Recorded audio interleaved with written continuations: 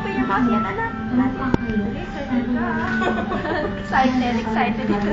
Excited eh. Wow. Bumalik si Marimar. Talaga kasi May harap nga. Oo nga eh. May meme pa eh. Pero kung ang batang Marimar sa TV ay hindi nakatungkol sa eskwela dala ng kahirapan, iba naman si Johnny. Grade na siya at ngayon talaga raw pinagbubutihan niya ang pag-aaral niya. Ano na yun? Katunayan, natapos niya na ang kinder noong isang taon. With flying colors pa ha.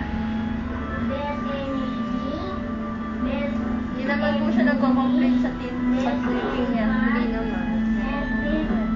Magkakaroon ako ng natin. Ayan po. Kaya pala nagmiminsan nagpapapagpapaka. Meron pa ditong dalawa.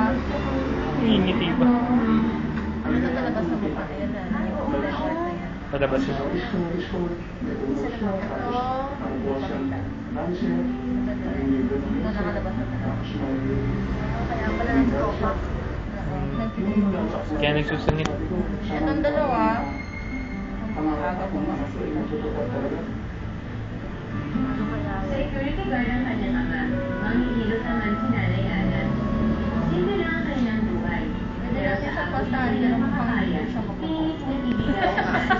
Baby pa yun. Baby pa siya. Mag-aaway.